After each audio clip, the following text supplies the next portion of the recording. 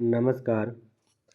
आज हम एक नए महत्वपूर्ण क्वेश्चन लेकर आपके समक्ष फिर एक बार प्रस्तुत हुए हैं। तो पहला क्वेश्चन है, संविधान सभा की मांग किसने की? संविधान सभा की मांग सबसे पहले किसने की? तो इसका उत्तर है बाल गंगाधर तिलक। बाल गंगाधर तिलक ने 1895 में सबसे पहले भारत के लिए संविधान बनाने की मांग अंग्रेज़ों से की थी। तो बाल गंगाधर तिलक का भारत की स्वतंत्रता संग्राम में बड़ा महत्वपूर्ण रोल रहा है। तो बाल गंगाधर तिलक के संबंध में एग्ज़ाम में अक्सर क्वेश्चन पूछे जाते हैं। तो आज हम बाल गंगाधर तिलक जी के बारे में एक्सप्लेन करते हैं। तो तिलक जी को आम लोग या लोगों में उनको लोकमान्य का शीर्षक दिया गया है, लोकमान्य का खिताब मिला हुआ है। तो अक्सर एग्ज़ाम में जो क्वेश्चन पूछा जाता है कि लोकमान्य की उपाधि किसको मिली है, तो लोकमान्य की उपाधि बाल गंगाधर तिलक को मिली है। तो इसके अलावा बाल गंगाधर तिलक जी को भारत का बेताज बादशाह भी कहा जाता है। भारत का बेताज बादशाह बाल गंगाधर तिलक को कहा जाता है। उन्होंने देशभक्ति की भावना को जगाने के लिए विशेष रूप में भारतीयों में और ख़ास तौर पर कांग्रेस पार्टी में एक नई जागृति पैदा की। और कांग्रेस का उद्देश्य जो था, नरम पार्टी थी सबसे शुरू में 1885 में जब कांग्रेस पार्टी बनी थी, तो उनका उद्देश्य बहुत सीमित था। तो उसको बड़ा उद्देश्य जो ब्रॉड बेस्ड कांग्रेस की विचारधारा बनाने का जो श्रेय है वो बाल गंगाधर तिलक जी को ही है। तो बाल गंगाधर तिलक जी का जन्म रत्नागिरी के एक मराठा ब्राह्मण परिवार में हुआ। तो उनका जन्म 1857 में हुआ था। तो बाल गंगाधर तिलक ने लॉ की पढ़ाई की है, वो वकील थे पेशे से। तो 1879 में उन्होंने कानून में ग्रेजुएशन की। और इसके अलावा बाल गंगाधर तिलक ने एजुकेशन के क्षेत्र में बड़ा महत्वपूर्ण काम किया। तो तिलक जी ने अगरकर के सहयोग से ऐसी संस्थाएं बनाने की सोची जिसका टारगेट भारतीयों को शिक्षा प्रदान की जाए, भारतीयों को ज़्यादा से ज़्यादा शिक्षा दी जाए। तो इसके लिए उन्होंने शिक्षण संस्थाओं बनाने की भी कोशिश की। तो जनवरी 1900 में उन्होंने पुणे महाराष्ट्र में पुणे न्यू इंग्लिश स्कूल की स्थापना की। तो ये बाल गंगाधर तिलक का एक महत्वपूर्ण काम था। पुणे में महाराष्ट्र में उन्होंने पुणे न्यू इंग्लिश स्कूल की स्थापना की। और वह दक्षिण एजुकेशनल सोसाइटी और फर्गुसन कॉलेज पुणे के स्थापना के आरंभिक मेंबर भी थे। ये भी महत्वपूर्ण क्वेश्चन है। दक्षिण एजुकेशन सोसाइटी और फर्गुसन कॉलेज पुणे की स्थापना से भी बाल गंगाधर तिलक जी का संबंध रहा है। तो तिलक जी के बारे में ये बात बड़ी महत्वपूर्ण है कि वो प्रथम राष्ट्रवादी नेता थे जिन्होंने जनता के साथ बड़ा निकट संबंध स्थापित करने का प्रयास किया। बाल गंगाधर तिलक जी, सिंपल शब्दों में कहें तो बाल गंगाधर तिलक जी का मानना था कि यदि देश को आज़ादी दिलवानी है तो जनता के साथ जुड़ना होगा। इसी दृष्टि से वो महात्मा गांधी जी के अग्रगामी भी रहे। भाव यदि महात्मा गांधी जनता से जुड़े तो उन्होंने यह बात बाल गंगाधर तिलक जी से सीखी थी। तो लोगों के साथ जुड़ने के लिए, लोगों के साथ संबंध कायम करने के लिए उन्होंने अखाड़े स्थापित किए, लाठी क्लब स्थापित किया और गौ हत्या विरोधी सभाएं स्थापित की, जिसका उद्देश्य था लोगों के साथ मिलना। तो महाराष्ट्र में थे बाल गंगाधर तिलक जी। तो महाराष्ट्र में होना और शिवाजी को ना मानना ये बात हो नहीं सकती। शिवाजी जो मराठे थे, शिवाजी मराठों को बाल गंगाधर तिलक बहुत अच्छी तरह से उनके लिए सम्मानीय थे। तो शिवाजी और गणपति त्योहार आरंभ करने का जो श्रेय है वो भी बाल गंगाधर तिलक जी को है। उन्होंने महाराष्ट्र में शिवाजी उत्सव और गणपति त्योहार आरंभ किए ताकि जनता में राष्ट्र सेवा की भावना को जगाया जा सके। उन्होंने अपने विचारों के प्रचार प्रसार के लिए 2 समाचार पत्र निकाले। जो एग्ज़ाम में क्वेश्चन पूछे जाते हैं कि बाल गंगाधर तिलक ने कौन से पत्र निकाले और कौन सी पुस्तकें प्रकाशित की, तो ये भी क्वेश्चन इम्पोर्टेंट है। तो बाल गंगाधर तिलक ने इंग्लिश भाषा में, याद रखना है, इंग्लिश भाषा में मराठा न्यूज़पेपर निकाला। देखो वैसे तो मराठी भी भाषा है, पर यहाँ पे मराठी न्यूज़पेपर का नाम है और वो न्यूज़पेपर इंग्लिश भाषा में निकलता था। तो बाल गंगाधर तिलक ने इंग्लिश भाषा में मराठी न्यूज़पेपर निकाला और एक केसरी न्यूज़पेपर भी निकाला। जो केसरी न्यूज़पेपर था बाल गंगाधर तिलक जी का, वो मराठी भाषा में था। तो वो ये लगभग 1881 ईस्वी के लगभग ये अखबार निकाले गए। तो इस अखबारों के माध्यम से बाल गंगाधर तिलक ने समाज सुधार और देश की राजनीति में बड़ी महत्वपूर्ण भूमिका निभाई। वो स्वराज लाने के लिए इसी अखबार के माध्यम से यत्न कर रहे थे। तो बाल गंगाधर तिलक कई बार जेल भी गए और जेल में भी वो अनेक लोगों के साथ मिले। तो यदि ये कहना हो कि बाल गंगाधर तिलक प्रथम कांग्रेसी नेता थे जो जेल की यात्रा करने गए, तो सबसे पहले 1882 में जब कांग्रेस पार्टी बनी नहीं थी, तब उनको कोल्हापुर के महाराजा के प्रति घृणा करने पर, मतलब कोल्हापुर के राजा की उन्होंने निंदा की थी और कोल्हापुर के राजा जो थे वो अंग्रेज़ों के बड़े नज़दीक थे। तो इसीलिए सबसे पहले 1882 में उनको 4 मास की सज़ा हुई, मतलब 4 मंथ की उनको सज़ा हुई। और 1897 में जब महाराष्ट्र में और साउथ में प्लेग फैला हुआ था, एक बड़ी भयंकर बीमारी थी जिसके कारण लोगों में बड़ा असंतोष था और बड़े लोग मारे गए, लोग भूख से मर रहे थे, लेकिन अंग्रेज़ सरकार उसकी तरफ कोई भी ध्यान नहीं दे रही थी। तो प्लेग के कारण जो चापेकर बंधु थे उन्होंने कमिश्नर को मौत के घाट उतारा था।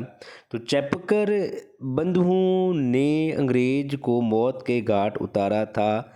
तो इसके आरोप में वो बाल गंगाधर तिलक को भी सज़ा दी गई। तो अंग्रेज़ों का कहना था कि बाल गंगाधर तिलक ने ही चापेकर बंधुओं को भड़काया है, जिसके कारण उन्होंने अंग्रेज की हत्या की है, प्लेग कमिश्नर की हत्या की है। तो 1897 में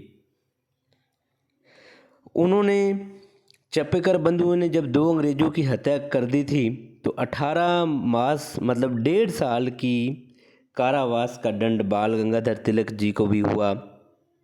तो तिलक इस अग्नि परीक्षा में अधिक शक्तिशाली होकर निकले। उनकी प्रसिद्धि भारत के इलाकों में और भारत के साथ साथ भारत के बाहर भी फैल चुकी थी। तो तिलक जी का नाम बाल, पाल और लाल में भी बड़ा महत्वपूर्ण है। तिलक ने लाला लाजपत राय जो पंजाब में बड़े क्रांतिकारी थे, अंग्रेज़ों के विरोधी थे, और बंगाल के बिपिन चंद्र पाल के साथ मिलकर राष्ट्रवादी अथवा उग्र उग्रवादी दल का गठन किया। अब उग्रवादी का मतलब होता है जो अपनी विचारधारा को जैसे मर्जी हो वैसे कोई भी तरीका हो, हर तरीके से अपनी विचारधारा को लागू करवाना, अपनी विचारधारा को मनवाना, अपनी पॉलिसी को लागू करवाना। मतलब बाल गंगाधर तिलक, विपिन चंद्र पाल और लाला लाजपत राय देश को हर तरीके से जैसे मर्जी हो देश को आज़ाद करवाना चाहते थे। तो इस तरह की विचारधारा को उग्रवाद राष्ट्रवाद कहा जाता है। तो यह दल बाल और पाल और लाल का जो दल था, ये उदारवादी दल की जो पुरानी पीढ़ी है, जो नरम नीति थी, क्योंकि इससे पहले जो कांग्रेस पार्टी है वो नरम पार्टी थी। वो ट्रिपल पी मतलब प्रेयर कर दी, अंग्रेज़ों के साथ प्रेयर कर दी कि हमारा ये काम कर दो, पटिशन डाल दी, लिखती पटिशन डाल दी, रिक्वेस्ट पत्र दे दिया कि हमारा काम कर दिया जाए, जब थोड़ा बहुत प्रोटेस्ट कर दिया जाए। तो ये नरमवादियों की विचारधारा थी कि प्रेयर कर लो, पटिशन कर लो, प्रोटेस्ट कर लो। बाल गंगाधर तिलक, लाला लाजपत राय और विपिन चंद्र पाल इस चीज़ के बड़े अगेंस्ट थे। उनका मानना था कि प्रेयर से, पटिशन से, प्रोटेस्ट से अंग्रेज़ों ने भारतीय लोगों को किसी भी प्रकार का अधिकार नहीं देना। तो बाल गंगाधर तिलक पुरानी पीढ़ी को छोड़कर नई पीढ़ी, नई विचारधारा के अग्रणी रहे। भारतीय राजनीति में उग्रवाद का जन्म, भारतीय राजनीति में जो उग्रवाद का जन्म हुआ वो प्लेग के फैलने के कारण ही हुआ था, क्योंकि 1897 में अधिकारियों ने कोई कठोर नीति नहीं बनाई जिसके कारण जो प्लेग से पीड़ित लोग हैं उनका कुछ सुधार किया जाए। तो प्लेग के फूटने और 1897 में अधिकारियों की कठोर नीतियों का रिजल्ट ये निकला, तो जिसके बारे में एनी बेसेंट का भी विचार था कि जो परिवर्तन उस समय हुआ भारत में, प्लेग फूटने के समय जो परिवर्तन हुआ, भाव नरम दल से कांग्रेस गर्म दल की तरफ बढ़ी है, तो उसका श्रेय जो है वो बाल गंगाधर तिलक जी को ही है। तो बाल गंगाधर तिलक कांग्रेस में ऐसे लीडर थे, भारत के ऐसे लीडर हुए जिन्होंने कांग्रेस को लिबरल से, नरम दल से गर्म दल की तरफ मोड़ दिया। उनके उग्रवादी विचारों के कारण ही कांग्रेस का 1907 में जो विभाजन हुआ, वो भी उसका कारण भी बिपिन चंद्र पाल को माना जाता है। तो ये भी इम्पोर्टेंट क्वेश्चन है, कांग्रेस का विभाजन कब हुआ? 1907 में। तो कांग्रेस दो खेमों में बांट गई, एक नरम दल और एक गर्म दल। तो उस विभाजन का जो ठीकरा है वो भी बाल गंगाधर तिलक के को माना गया। तो बाल गंगाधर तिलक को इसी समय के दौरान जब कांग्रेस में विभाजन हुआ तो अंग्रेज़ों को मौका मिल गया, तो उनके ऊपर झूठा षड्यंत्र चलाकर बाल गंगाधर तिलक को 6 साल के लिए सज़ा दे दी गई। तो वो 1908 से लेकर 1914 तक 6 साल जेल में रहे। ये भी इम्पोर्टेंट क्वेश्चन है जो परीक्षा में, एग्ज़ाम में, कंपटीशन के एग्ज़ाम में पूछा जाता है।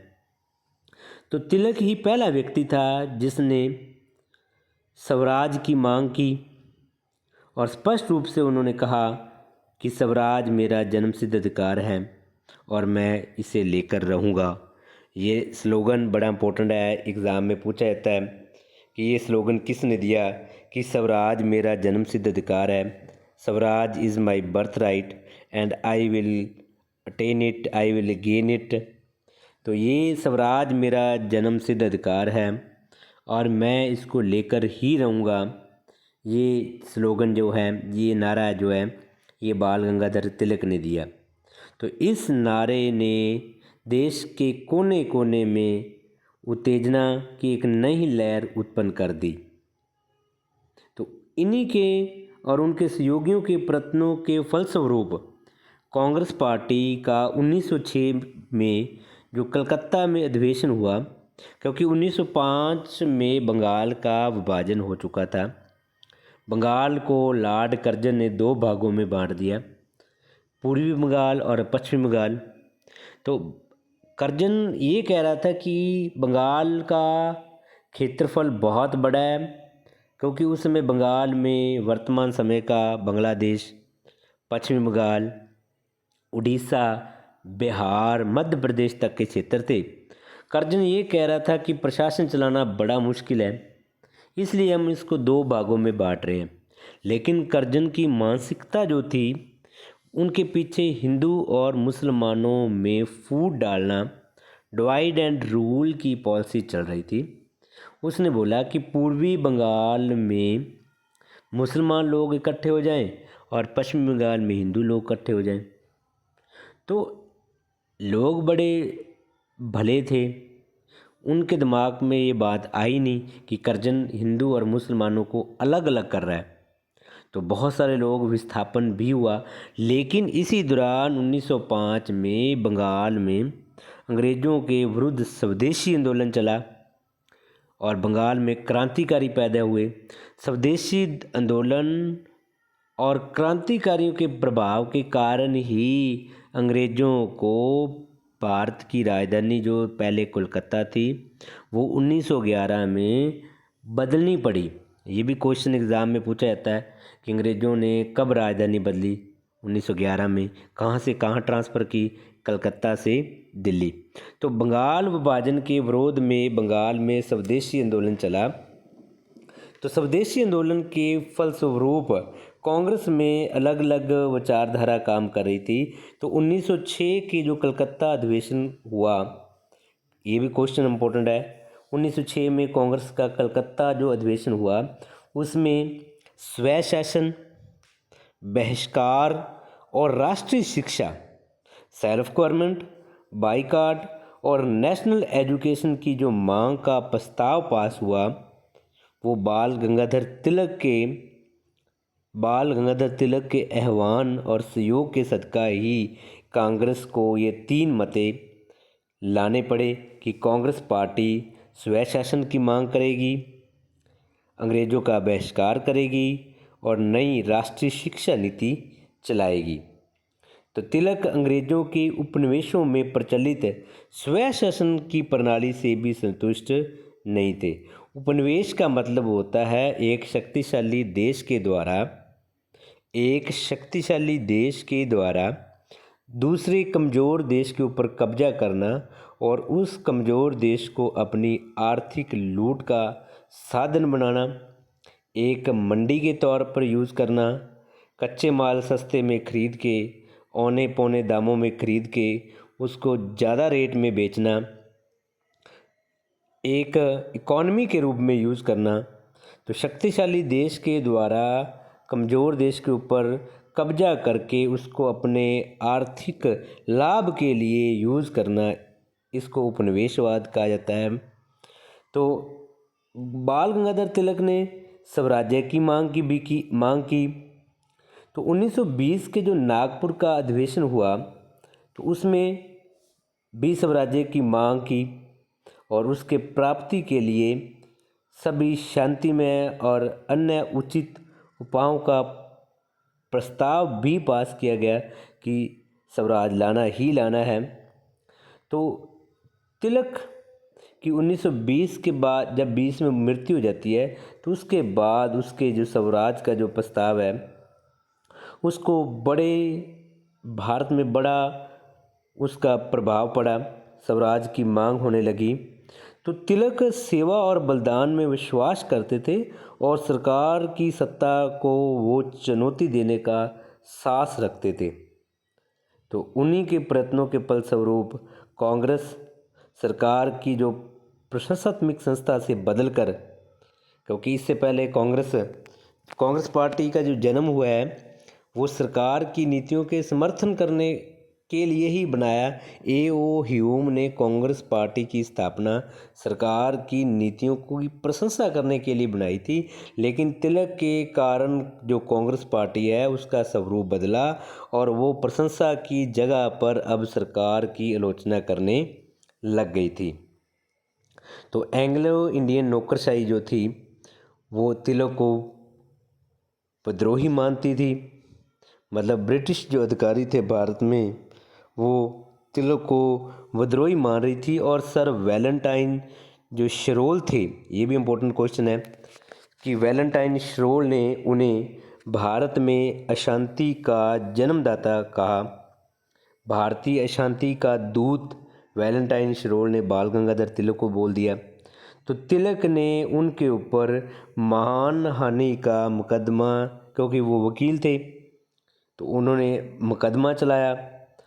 वैलेंटाइन शरोल पर मुकदमा चलाने के लिए वो इंग्लैंड भी गए। यद्यपि मुकदमा हारना ही था, क्योंकि कोई भी अंग्रेज गवर्नमेंट अपने अधिकारी के विरुद्ध कोई भी कार्रवाई करने के लिए कभी भी तैयार नहीं थी।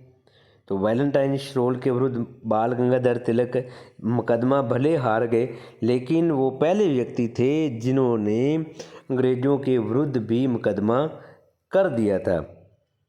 तो शुरू में बाल गंगाधर तिलक उत्तरदायी सहयोग, रिस्पॉन्सिव कोऑपरेटिव में बड़ा विश्वास रखते थे। पहला विश्व युद्ध जब 1914 से लेकर 1918 तक चला, तो बाल गंगाधर तिलक ने हर भारतीय को महात्मा गांधी की तरह ही, जैसे महात्मा गांधी ने बोला था कि सरकार का हमें सहयोग देना चाहिए, ब्रिटिश सरकार का हमें सहयोग देना चाहिए, ये बात बाल गंगाधर तिलक ने भी बोली थी। क्योंकि उनको लगता था कि अंग्रेज जब युद्ध जीत जाएंगे तो उसके बाद वो भारत को स्वशासन दे देंगे। लेकिन हुआ उल्ट। अंग्रेज जैसे युद्ध में जीत रहे थे तो उन्होंने भारतीयों को अधिकार देने की बात दूर, उन्होंने भारतीयों के ऊपर कंट्रोल करने के लिए तरह तरह के कानून बनाने भी शुरू कर दिए थे। तो बाल गंगाधर तिलक ने 1916 में होम रूल लीग, ये क्वेश्चन आता है, बाल गंगाधर तिलक ने और एनी बेसेंट ने भारत में होम रूल लीग मूवमेंट चलाई थी। तो क्षेत्र अलग अलग थे एनी बेसेंट जी के और बाल गंगाधर तिलक जी के, लेकिन टारगेट एक जैसा ही था। तो बाल गंगाधर तिलक का जो एरिया था वो महाराष्ट्र वाला एरिया था। तो महाराष्ट्र में बाल गंगाधर तिलक ने 1916 में होम रूल लीग मूवमेंट की स्थापना की। उन्होंने बोला कि भारत के लोग सक्षम हैं अपना राज्य चलाने के लिए, तो उनको अधिकार देने चाहिए। लेकिन अंग्रेज़ों ने उल्ट, इसकी थ्योरी के उल्ट 1919 का मॉन्टेगू चेम्सफोर्ड अधिनियम पारित कर दिया, तो जिससे जो पहले के भी अधिकार थे उनका भी हनन होना शुरू हो गया था। तो अगस्त 1920 में बाल गंगाधर तिलक जी की मृत्यु हो गई। बाल गंगाधर तिलक कांग्रेस के एक ऐसे लीडर थे, जिनका कांग्रेस में बहुत बड़ा प्रभाव था, लेकिन वो कांग्रेस के कभी भी प्रधान नहीं चुने गए। तो तिलक के राजनीति में उग्रवाद की विचारधारा थी। उग्रवादी विचारधारा राजनीति से थोड़े शब्दों में कहें तो तिलक के जो विचारधारा थी वो राजनीति में तो उग्रवादी थी, परंतु सामाजिक सुधारों में वो नरम दलीय व्यक्ति ही माना जाता था। मतलब तिलक राजनीतिक रूप से उग्रवादी जरूर थे, लेकिन सामाजिक सुधारों के पक्ष से वो नरम दल का ही लीडर था। उन्होंने एज ऑफ कंसेंट एक्ट जो आया था, अंग्रेज़ों ने एज ऑफ कंसेंट एक्ट लाए थे, जिसमें उन्होंने लड़की की शादी की उम्र फिक्स की थी। तो ये था तो अच्छा, लेकिन बाल गंगाधर ने इसका विरोध किया। तो मुझे भी बड़ा अजीब लगा कि बाल गंगाधर तिलक इस चीज़ का विरोध क्यों कर रहे हैं, लेकिन इसके पीछे बाल गंगाधर तिलक ने बड़ा अच्छा लॉजिक दिया। उन्होंने कहा कि ये भारतीय लोगों का विषय है, भारतीय लोगों ने अपने कानून स्वयं बनाने हैं कि कितनी उम्र में लड़की की शादी करनी है, कैसे करनी है, कब करनी है, कहाँ करनी है, ये भारतीयों का विषय है। इसमें ब्रिटिशर को किसी भी प्रकार का हस्तक्षेप नहीं करना चाहिए। बाल गंगाधर तिलक समाज सुधार के पक्ष में थे, लेकिन वो इसलिए विरुद्ध थे कि ये जो कानून है वो अंग्रेज़ों द्वारा बनाए जा रहे हैं। अंग्रेज भारतीयों के सामाजिक जीवन में हस्तक्षेप करने लग गए हैं। इस चीज़ को लेकर बाल गंगाधर तिलक के मन में बड़ी निराशा थी। तो बाल गंगाधर तिलक ने एज ऑफ कंसेंट एक्ट का विरोध किया, ये भी इम्पोर्टेंट क्वेश्चन है। परंतु उन्होंने इसलिए किया कि जो विदेशी लोग हैं वो हमारे समाज के लिए, समाज सुधार के लिए कानून बनाने के अधिकारी नहीं हैं।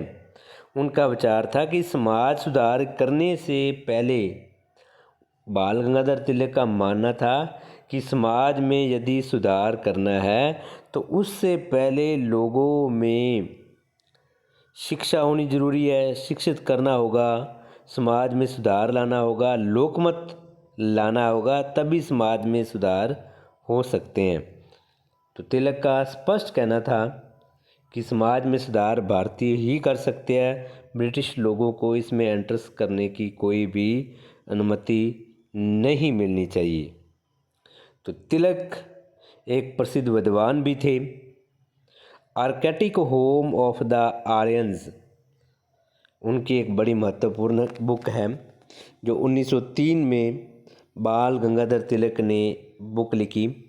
ये इम्पोर्टेंट क्वेश्चन है, आर्यटिक होम ऑफ द आर्यंस किताब किसने लिखी? तो आर्यटिक होम ऑफ द आर्यंस जो बुक है वो बाल गंगाधर तिलक ने लिखी है। तो इस बुक में उन्होंने आर्य सभ्यता के लोगों के मूल निवास के बारे में बात की है। तो बाल गंगाधर तिलक का मानना है कि आर्य का मूल निवास जो है वो आर्यटिक क्षेत्र है। तो आर्टिक का हमें पता ही है कि 66 डिग्री 6.5 डिग्री नॉर्थ में जो एरिया होता है वो आर्यटिक क्षेत्र है। तो आर्यटिक होम ऑफ द आर्यंस बाल गंगाधर तिलक की एक बड़ी महत्वपूर्ण बुक है। तो इसके अलावा उन्होंने गीता रहस्य नामक भी बुक लिखी। तो बाल गंगाधर तिलक की दो महत्वपूर्ण पुस्तकों के बारे में क्वेश्चन आए तो वो है आर्यटिक होम ऑफ द आर्यंस और गीता रहस्य। यदि दो न्यूज़पेपर की बात आए तो वो न्यूज़पेपर हैं केसरी और मराठा। तो बाल गंगाधर तिलक के बारे में कांग्रेस के प्रधान पट्टाभाई सीताराम ने भी बड़े सुंदर शब्दों में लिखा है। उन्होंने गोपाल कृष्ण गोखले और बाल गंगाधर तिलक की तुलना भी की है। तो पट्टाभाई सीतारामैया ने history of the Congress book लिखी है। History of the Congress book जो है वो पट्टाभाई सीतारामैया की है। तो उसके एडिशन में बड़ी सुंदर बातें कही है कि तिलक और गोखले दोनों फर्स्ट क्लास प्रथम श्रेणी के देशभक्त थे। दोनों का जीवन ही बलिदान से भरा हुआ है। तो पट्टाभाई सीतारामैया के बारे में आपको याद रखना है कि उनको सुभाष चंद्र बोस ने कांग्रेस पार्टी के प्रधान पद के लिए हुए इलेक्शन में हराया था। तो जिसकी हार के बाद महात्मा गांधी ने बोला था कि सुभाष चंद्र बोस की जो जीत है उसके लिए उसको कांग्रेट, और पट्टाभाई सीतारामैया की जो हार हुई है वो मेरी हार है, ये महात्मा गांधी ने कहा था पट्टाभाई सीतारामैया की हार के समय में। तो पट्टाभाई सीतारामैया गोखले और तिलक की तुलना करते हैं। तिलक और गोखले को प्रथम श्रेणी के देशभक्त मानते हैं और दोनों के जीवन में ही बलिदान रहा। तो गोपाल कृष्ण गोखले जो हैं वो महात्मा गांधी जी के राजनीतिक गुरु भी हैं और कांग्रेस पार्टी के प्रधान भी रहे हैं। परंतु बाल गंगाधर तिलक और गोखले के स्वभाव में बड़ा डिफरेंस है, अंतर है। गोखले उदारवादी दल के थे और तिलक जो थे वो उग्रवादी विचारधारा के समर्थक रहे हैं। गोखले का विचार संविधान का सुधार करना था और तिलक का विचार था कि संविधान को पूरी तरह से पुनर्निर्माण किया जाए। गोखले नौकरशाही से मिलकर काम करना चाहते थे, पर तिलक जो हैं वो नौकरशाही के विरुद्ध लड़ने को तैयार थे। गोखले का विश्वास था कि जहाँ तक हो सके सहयोग दो और जहाँ अवश्य हो तब लड़ो। तिलक इस नीति का प्रतिशोध करता था। गोखले का आदर्श जो था वो प्रेम और सेवा था और तिलक का जो आदर्श था वो सेवा और त्याग था। तो गोखले विदेशी को जीतना चाहते थे और तिलक उसे प्रस्थापित करना चाहते थे। और तिलक और गोखले दोनों ही बड़े बुद्धिजीवी लोग रहे हैं। और इम्पोर्टेंट बात यही है कि गोखले अपने समय के अनुसार स्वशासन के लिए काम कर रहे थे। गोखले का उद्देश्य स्वशासन था, तिलक का उद्देश्य जो था वो स्वराज था। ये भी इम्पोर्टेंट बात है। गोपाल कृष्ण गोखले स्वराज की मांग कर रहे थे और गोखले बार बार स्वशासन की बात कर रहे थे। गोखले का यदि युद्ध क्षेत्र माना जाए तो वो विधान परिषद रहा और तिलक की बात करें तो तिलक का जो युद्ध स्थल था वो ग्राम का मंडप था, गांव थे जहां वो जाकर लोगों को समर्पित होकर देश की आज़ादी के लिए प्रेरित कर रहे थे। गोखले की जो पढ़ाई का माध्यम की बात कर रहे हैं गोखले, वो इंग्लिश की बात ज़्यादा कर रहे थे, लेकिन तिलक मराठी भाषा में बहुत ज़्यादा प्रचार कर रहे थे।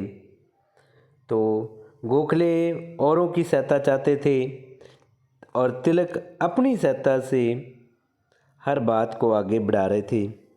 तो इस प्रकार जो ये हमारी कोशिश है, आज हमने बाल गंगाधर तिलक जी के बारे में जानकारी एकत्र करने की कोशिश की है। तो क्वेश्चन तो हमारे और थे कि संविधान सभा की मांग किसने की थी। तो संविधान सभा की सबसे पहले जो मांग थी वो बाल गंगाधर तिलक ने की थी। तो ये हमारा तिलक के ऊपर वीडियो बनाने का उद्देश्य यही था कि तिलक जी के बारे में सबको पता हो। तिलक जी के बारे में जो जनरल नॉलेज के क्वेश्चन एग्ज़ाम में पूछे जाते हैं, पीसीएस में पूछे जाते हैं, आईएएस में पूछे जाते हैं, स्टाफ सिलेक्शन कमीशन में पूछे जाते हैं, हिस्ट्री लेक्चरर में पूछे जाते हैं, मास्टर कैडर में पूछे जाते हैं, या अलग अलग क्लासेस के सब्जेक्ट में जो तिलक जी के बारे में क्वेश्चन आते हैं, उसके बारे में विद्यार्थियों को किसी भी प्रकार की कोई प्रॉब्लम ना हो। तो इसलिए हमारा जो टॉपिक था वो आज बाल गंगाधर तिलक के बारे में हमने बात की है। तो आशा यही है कि आप बाल गंगाधर तिलक जी के बारे में जान गए होंगे। यदि आपके पास कोई जनरल नॉलेज या शेयर इसी प्रकार से है तो आप कमेंट बॉक्स में ज़रूर उसको मेंशन करें। तो आपको यदि वीडियो अच्छी लगी है तो आप लाइक शेयर कमेंट कर सकते हैं। चैनल पे नए हैं तो उसको सब्सक्राइब भी कर सकते हैं। तो आप सबका एक बार बहुत बहुत धन्यवाद। तो उम्मीद है ये वीडियो आपके भविष्य में काम आएगी। धन्यवाद।